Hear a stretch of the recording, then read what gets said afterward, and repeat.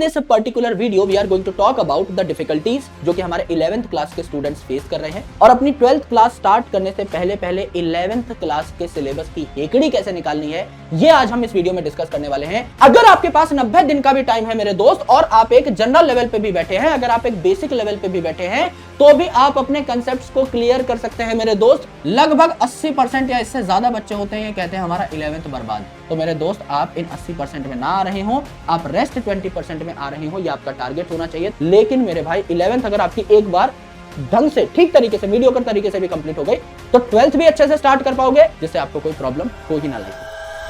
तो hello everyone, कैसे हैं आप सब लोग? I hope each and every one of you is doing absolutely good. My name is doctor Vipin Kumar Sharma and मैं आप सभी लोगों का तहे दिल से स्वागत करता हूं हमारे से प्यारे से चैनल कंपटीशन वाला के ऊपर। And in this particular video we are going to talk about the difficulties जो कि हमारे 11th क्लास के स्टूडेंट्स फेस कर रहे हैं। उन डिफिकल्टीज का सामना कैसे करना है, इन डिफिकल्टी से बाहर कैसे आना है और अपनी 12th क्लास स्टार्ट करने से पहले 11th क्लास के सिलेबस की हेकड़ी कैसे निकालनी है, ये आज हम इस वीडियो में डिस्कस करने वाले हैं। एंड बहुत कॉन्क्रीट तरीके से बताऊंगा मेरे भाई। जितनी बातें मैं यहां पर आपके साथ डिस्कस करने वाला हूं, प्लीज मेक श्योर कि उसमें से जो भी पॉइंटर आपको इंपॉर्टेंट लगे आप उसे नोट कर लें और उसके ऊपर एम्फसाइज करना, काम करना स्टार्ट कर दें, बिकॉज ये आप लोगों के लिए बहुत ही ज्यादा जरूरी वीडियो होने वाली है। तो आराम से इत्मीनान से अपने सामने कॉपी पेन रख के इस वीडियो को देखने की कोशिश करें। सबसे पहले मेरे दोस्त, आपके पास एक एडवांटेज है जिसको मैं कहता हूं बैकलॉग एडवांटेज। सर बैकलॉग तो कभी एडवांटेज होती ही नहीं है, so why are you calling this as an advantage, ये मैं आपको समझाना चाहता हूं। अगर आप 12th क्लास के बच्चे होते, मैं इस एडवांटेज शब्द का इस्तेमाल नहीं करता, लेकिन since you are an 11th class student तो आपके लिए जेन्युइनली एक एडवांटेज। क्यों? क्योंकि सबसे पहली बात, you have no board examinations. 12th class में हमारे पास एक एडिशनल बर्डन होता है जिसको हम बोर्ड एग्जाम कहते हैं। अब चाहे आप लोगों के लिए नंबर मैटर करते हो, चाहे आप लोगों के लिए नंबर मैटर ना करते हो, चाहे मार्कशीट आपके लिए एक पीस ऑफ पेपर हो, चाहे आप लोगों के लिए एक बहुत बड़ी चीज हो, आप लोगों को बोर्ड एग्जामिनेशंस को सीरियसली लेना ही पड़ता है। इस बात को हम नकार नहीं सकते। तो जब मार्च के टाइम पे 12th क्लास में आपके बोर्ड एग्जामिनेशंस चल रहे होते हैं, फेब से ही जब आपकी तैयारी स्टार्ट हो जाती है, तो ये 2 महीने आपके ऑलमोस्ट आप मान के चलिए नीट की तैयारी से आपको दूर ले जा चुके होते हैं। 11th क्लास में आपके पास ऐसा कोई प्रेशर नहीं है। दूसरी इंपॉर्टेंट चीज, जो 12th क्लास के स्टूडेंट्स होते हैं, जस्ट बोर्ड के बाद इनको नीट एग्जामिनेशन देना होता है। आपको कोई नीट एग्जामिनेशन भी नहीं देना है इस साल, यानी आपके पास दोनों ही बर्डन्स नहीं है। आपके पास इकलौता बर्डन जो है वो है आपका बैकलॉग। आपके सामने कोई एग्जाम नहीं है, यानी आपके पास एक टाइम एडवांटेज है। अगर आप अपने कॉन्सेप्ट्स को ठीक ठाक तरीके से क्लियर करके 12th में चले जाते हैं तो 12th के एग्जाम्स के साथ साथ या 12th के सिलेबस के साथ साथ आप 11th की तैयारी कर सकते हैं, अगर आपके कंसेप्ट मीडियोकर लेवल पर भी आ जाते हैं तो। सो लेट्स से आप एकदम बेस पे बैठे हुए हैं। एक ऐसा बच्चा है जिसको लगता है कि सर मैं तो एकदम बेसिक लेवल पे बैठा हुआ हूं, मुझे तो आज के दिन में कुछ बहुत भयंकर जानकारी नहीं है कि 11th में मैंने क्या पढ़ लिया है, क्या नहीं पढ़ लिया, मुझे बहुत ज्यादा जानकारी नहीं।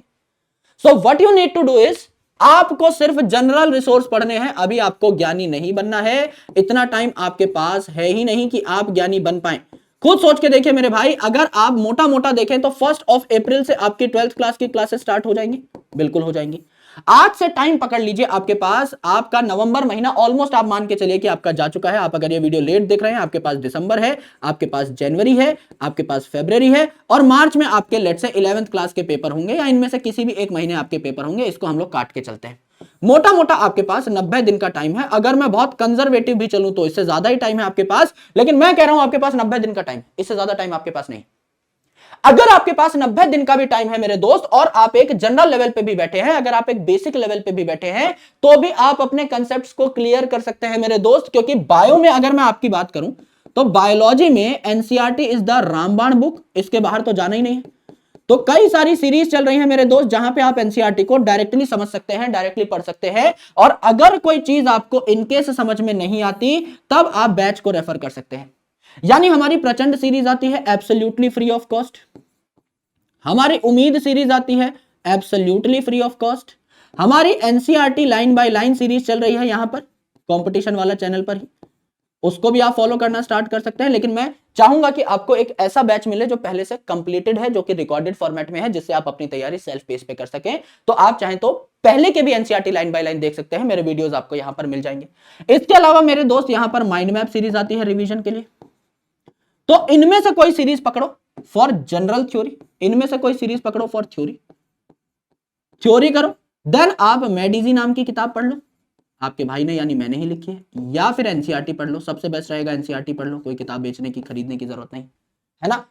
थ्योरी पढ़ी, इनमें से किसी भी सीरीज से, प्रचंड से पढ़ ली, उम्मीद से पढ़ ली, या हमारा एक बैच चल रहा है अभी अर्जुना प्लस, उससे पढ़ ली कि भैया बैच खरीद के ही पढ़ेंगे, है ना, हमें तो टीचर्स का दीदार करना ही है डेली बेसिस पे, तो हमारी एक रेगुलेटेड फॉर्मेट में तैयारी हो जाएगी। किसी भी तरीके से आपने थ्योरी पढ़ ली एक बार, उसके बाद एनसीईआरटी की एक रीडिंग मारी, उसके बाद माइंड मैप सेशंस देख लिए, या नहीं भी देख लिए तो कोई दिक्कत नहीं है, इन्हीं से रिवीजन कर लिया, और उसके बाद कर लिए मेरे भाई 2013 से लेकर के 2025 तक के सारे पीवाईक्यूज, ये आप डन हो गए। बायोलॉजी में आप इतने डन हो गए कि आप 12th क्लास में एंट्री तो क्या 12th क्लास में फाड़ डालोगे, इतना तो किसी रेगुलर बच्चे ने भी नहीं किया होगा, अगर आपने इसको 2 से 3 बार रिवाइज कर लिया तब, 2 से 3 बार रिवाइज कर लिया तब। रिवीजन इज इंपॉर्टेंट भाई, पढ़ तो हर कोई रहा है, डेली क्लास में इतने बच्चे आते हैं, हजारों बच्चे आते हैं, हर कोई रिवीजन थोड़ी कर रहा है, तो हर किसी के दिमाग में चीजें बैठे थोड़ी हुई हैं। ये तब हो पाएगा मेरे भाई जब आप 2 से 3 बार इन चीजों को 90 दिनों के अंदर अंदर रिवाइज कर दे। और एनसीईआरटी का एक चैप्टर एक दिन में पढ़ना by one shot is not a big deal. आराम से अपना टाइम बचाइए भैया, जैसे मैं कह रहा हूं, चाहे अर्जुना प्लस से देख लो चीजें, यहां पर भी आपको पिछले 3-4 साल के बैचेस मिल जाते हैं। यस, इतने सारे टीचर्स हैं, आप चाहो तो किसी का भी कॉम्बिनेशन बना के पढ़ सकते हो। बॉटनी समझ लीजिए, आपने मुझसे पढ़ ली, जूलॉजी आपने समाप्ति मैम से पढ़ ली, सुजीत दादा से पढ़ ली, किन्हीं से भी पढ़ ली आपने, रुपेश सर से बॉटनी पढ़ ली, आयुष सर से फिजिक्स पढ़ ली, हितेश चोपड़ा सर से आपने इनऑर्गेनिक पढ़ ली, निखिल सैनी सर से पढ़ लिया आपने, अभिषेक सर से पढ़ लिया आपने, सुधांशु सर से पढ़ लिया, मोहित सर से पढ़ लिया, आशिका मैम से पढ़ लिया, अर्चना मैम से पढ़ लिया, जिनका भी आपको कॉम्बिनेशन अच्छा लगता है, जो भी आपको लगता है कि भाई आपके लिए सबसे बेस्ट टीचर हो सकते हैं, पंकज सर है, अमित महाजन सर है, देखो यार टीम देखो, आशिमा मैम है ना, हमारे सेठ जी हैं यहाँ पर, there are a lot of teachers, किन्हीं से भी आपको पढ़ना है, आप कॉम्बिनेशन बनाओ, एक टीचर पकड़ो बॉटनी का, एक टीचर पकड़ो जूलॉजी का, एक फिजिक्स का, 3 केमिस्ट्री के, इनऑर्गेनिक, ऑर्गेनिक, फिजिकल, पढ़ना स्टार्ट कर दो। 11th का पूरा सिलेबस है, एक बार या तो फ्री सीरीज से देखा, कोई पेड बैच खरीदने की जरूरत नहीं है, अगर जरूरत महसूस नहीं होती तो कोई बात नहीं, अगर लगता है कि हाँ ठीक है एक ऑर्गेनाइज मैनर में पढ़ेंगे, डीपीपी सॉल्व करेंगे, क्वेश्चन सॉल्व करेंगे, टेस्ट देंगे, तो उसके लिए ठीक है, क्योंकि टेस्ट आर इंपॉर्टेंट। सिर्फ उसलिए मैं कह सकता हूं कि टेस्ट हैं और डीपीपी हैं, इसलिए ये रेगुलेटेड फॉर्मेट का जो कंटेंट है इसको आप ले सकते हो। प्रचंड देखी, उम्मीद देखी, एनसीईआरटी लाइन बाय लाइन देखी, इन तीनों में से कोई एक देख लो, या अर्जुना प्लस, इन चारों में से कोई एक देख लो कंप्लीट, फिर ये क्वेश्चंस लगा लो, एक बार एनसीईआरटी पढ़ लो, 2-3 बार रिवीजन कर लो, एक ही दिन में एक चैप्टर को आप आराम से निपटा सकते हो, बहुत आराम से निपटा सकते हो। Same you can do with physics chemistry, इतने ही साल के पीवाईक्यू कर लो, इतनी ही बार रिवीजन कर लो, यही सेम सीरीज देख लो, यही सेम बैच देख लो, you are more than done for your physics chemistry botany zoology. बस उसके बाद मेरे भाई आपको क्या करना है, अपने हैंडी नोट्स बनाने हैं, अपने हैंडी नोट्स बनाने हैं, जो भी चीजें आपको इंपॉर्टेंट लगे, या तो किताब में ही मार्क करेंगे, स्टिकी नोट्स चिपकाएंगे, हैंडी नोट्स बनाएंगे, और इन हैंडी नोट्स को साथ साथ रिवाइज करेंगे इन 12th क्लास। इन 12th क्लास जब हम जाएंगे तो we will revise all together, क्योंकि 12th क्लास में आपको पूरा का पूरा फोकस 12th क्लास के सिलेबस पे ही रखना है। वहां पे 2 दिन आप अलग निकाल के रख लेना, सैटरडे संडे, या सिर्फ संडे निकाल के रख लेना, जिससे कि आप चलते फिरते किसी एक वीकडे पे एंड संडे पे 11th को रिवाइज कर सके, तो 11th भी आपकी पीछे नहीं छूटेगी और 12th क्लास भी आपके साथ साथ चलती रहेगी। सो अल्टीमेटली आपकी तैयारी इतनी अच्छी चलेगी कि पहली बार में आप नीट निकाल ले जाएंगे, क्योंकि पहली बार में नीट जो बच्चा निकाल लेता है उसके लिए आगे का रास्ता बहुत ही ज्यादा आसान हो जाता है। और अधिकतर टॉपर जो आप देखेंगे वो 12th क्लास के साथ साथ ही नीट निकाल लेते हैं। ड्रॉपर जो है वो नीट निकाल जरूर लेते हैं, लेकिन उनकी रैंक्स जो हैं वो 12th क्लास के बच्चों के कंपैरिजन में आप देखना हमेशा थोड़ी बहुत लैग करती है। जो टॉपर आएगा ऑल इंडिया टॉप 10 रैंक में, जो बच्चे आएंगे अधिकतर आपको 12th क्लास के एकदम फ्रेश बच्चे मिलेंगे, क्योंकि वो एक आइडियल वे में तैयारी कर रहे होते हैं। तो 11th में ज्यादा नहीं करना मेरे भाई, आपके दिमाग पे ज्यादा लोड नहीं होना चाहिए, सिर्फ मान के चलो कि जनरल रिसोर्सेज को आपको पढ़ना है, सिर्फ इस एक शब्द के ऊपर फोकस करो, जनरल रिसोर्सेज। यानी यहां पर आपको अब ज्ञानी बनने की जरूरत नहीं है, इतने बचे हुए टाइम में 90 दिनों में नहीं बन पाओगे। एक बार बेसिक चीजें पढ़ डालो, एक बार पूरा सिलेबस अपनी आंखों के सामने से निकाल डालो, ये आप लोगों के लिए ज्यादा जरूरी है कि 12th क्लास में आप लोग एकदम फिजिबली एंटर कर पाए। दिस इज वेरी इंपॉर्टेंट, ठीक है, क्योंकि मैं आपको बताता हूं एक डेटा, ये बहुत सटीक डेटा है, लगभग 80% या इससे ज्यादा बच्चे होते हैं ये कहते हैं हमारा 11th बर्बाद है, और ये हर बार का डेटा है। हम बच्चों से पूछते हैं 12th क्लास के बैच में, अभी मैं आपको 12th पढ़ाऊंगा, जब मैं लक्ष्य बैच आपको पढ़ाऊंगा तो वहां पर भी आपको पहले दिन जो पोल देखने को मिलेगा 80-85% बच्चा बोलता है कि सर हमारी 11th बिल्कुल भी अच्छी नहीं है, हमें 11th रिवाइज करवा दीजिए, जो कि हम 12th क्लास में रिवाइज कराते भी हैं। पर उस टाइम तक है ना कई चीजें हाथ से छूट चुकी होती हैं। Time is the only advantage. अभी आपके पास वक्त है, ना आपका कोई खतरनाक पेपर है, ना आपका बोर्ड एग्जामिनेशन है, ना आपका कोई नीट एग्जामिनेशन है। अभी आपके पास जो 90 दिन है, इनमें अगर आप अपने आप को झोंक देते हैं तो आपकी जो 11th बर्बाद है ये आपकी ठीक हो जाएगी। दूसरे इंपॉर्टेंट चीज, द सिलेबस इज मोर।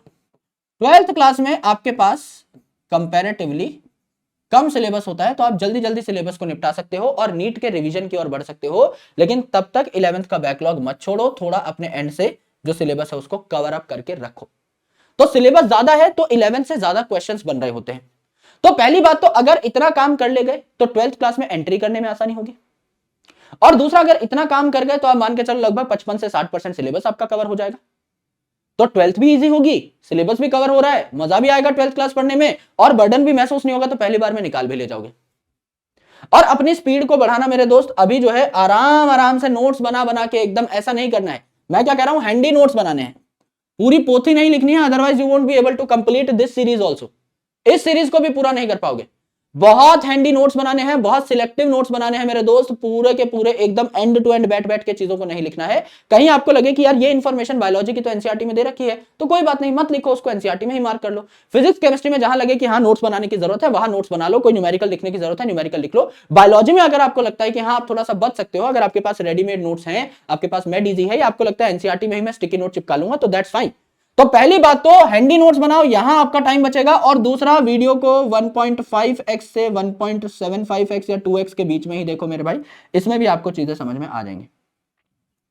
तो इन सारी सीरीज से अगर आप पढ़ाई कर रहे हो तो इन सारी सीरीज से टॉपिक्स को समझने की कोशिश करिए। जो टॉपिक समझ में ना आए उसके लिए बैच को रेफर कर लीजिएगा, है ना, किसी दोस्त का बैच ले लीजिए, आपके पास अगर बैच है तो उसके लिए रेफर कर लीजिएगा। करेक्ट। अगर बैच से ही पढ़ रहे हो तो फिर कोई दिक्कत नहीं। जो फ्री रिसोर्सेज से पढ़ने वाले बच्चे हैं, अगर एक आधा टॉपिक आपको ऐसा लगता है कि इसमें थोड़ी ज्यादा क्लैरिटी की जरूरत है, थोड़ी और डेप्थ की जरूरत है, मेरे क्वेश्चन इस टॉपिक से नहीं बन रहे हैं, तो छोड़िएगा मत। क्वेश्चन नहीं बन रहे हैं इसका मतलब कंसेप्ट में कहीं ना कहीं आपका एक वीक लैग रह गया है। उस वीक लैग को हटाने के लिए इट इज इंपॉर्टेंट कि आप उस टॉपिक को ज्यादा टाइम दे रहे हो, ज्यादा तवज्जो दे रहे हैं। उसके लिए बैच में जाना इंपॉर्टेंट है या किसी डिटेल्ड किताब को पढ़ना इंपॉर्टेंट है। तो एक बार झांकिएगा और सारा का सारा सिलेबस एक बार अच्छे तरीके से पढ़ लीजिए, 2-3 बार आंखों के सामने से निकाल लीजिए, एंड 11th क्लास आपकी एकदम मस्त हो जाएगी, चकाचक हो जाएगी। 1 अप्रैल को आप बाकी बच्चों के साथ साथ 12th क्लास में अगर घुस गए, उसके बाद आपका हाथ पकड़ने के लिए हम लोग खड़े हैं। अभी भी आपका हाथ छोड़ नहीं रहे हैं मेरे दोस्त, अभी भी आपके सामने एक आइडियल वे है जिससे कि आप 11th का सिलेबस कंप्लीट कर सकते हैं। तो जैसा मैंने यहां पर बताया, कुछ इंपॉर्टेंट बातें दोबारा दोहरा देता हूं मैं। एडवांटेज आपके पास यह है कि बोर्ड एग्जामिनेशन नहीं है आपका, इस साल नीट एग्जामिनेशन नहीं है। बेसिक लेवल पे अगर आप बैठे हैं तो सिर्फ जनरल रिसोर्सेज से तैयारी करिए, यानी एक बार मोटा मोटा सारे के सारे सब्जेक्ट्स को अपनी आंखों के सामने से निकाल लीजिए। बायोलॉजी में NCERT is the godfather book, तो एनसीईआरटी बेस्ड कंटेंट को आप देख सकते हैं, जैसे प्रचंड सीरीज, उम्मीद series, NCERT line by line, mind map series या फिर अर्जुना प्लस बैच, जिसमें से एक को अगर आप कंप्लीट कर लेते हैं, उसके बाद आप पिछले 12-13 साल के पेपर कर लीजिए और 2-3 बार इन चीजों को रिवाइज कर लीजिए। सेम चीज आप कर सकते हैं for physics and chemistry also. Handy notes बनाइएगा जिससे आपका टाइम बचे, और स्पीड पे चीजें देखिएगा जिससे आपका टाइम बचे। तो मेरे भाई, आपको इन बच्चों की सूची में नहीं आना है। जब मैं आपसे पूछूं 1 अप्रैल को कि कितने बच्चे हैं जिनकी 11th बर्बाद है, तो मेरे दोस्त आप इन 80% में ना आ रहे हो, आप रेस्ट 20% में आ रहे हो, ये आपका टारगेट होना चाहिए। तो नीचे कमेंट सेक्शन में अभी अभी लिख दो कि सर हम इन 20% बच्चों में आपको देखने को मिलेंगे। सर 1 अप्रैल को जब हम आपसे मुलाकात करेंगे तो हम इन 20% बच्चों में होंगे, ना कि 80% बच्चों में। ये मुझे आपसे एक प्रॉमिस चाहिए। और सिलेबस 11th का ज्यादा है तो थोड़ा सा टाइम लग सकता है, थोड़ा बहुत 90 दिन से ज्यादा भी टाइम लगता है तो डिवोट कर दीजिए। लेकिन मेरे भाई 11th अगर आपकी एक बार ढंग से, ठीक तरीके से, मीडियोकर तरीके से भी कंप्लीट हो गई, तो 12th भी अच्छे से स्टार्ट कर पाओगे, एंड 11th का बचा खुचा रिवीजन जो है वो हम स्टार्टिंग से ही 1 अप्रैल से ही लेके चल पड़ेंगे, जिससे आपको कोई प्रॉब्लम हो ही ना लाइफ में। ऑलराइट, सो ये आपकी एक जनरल डिस्कशन थी। ये अर्जुना प्लस बैच है, नीट प्लस, इसका नीचे आपको डिस्क्रिप्शन में लिंक मिल जाएगा in case if you want to join.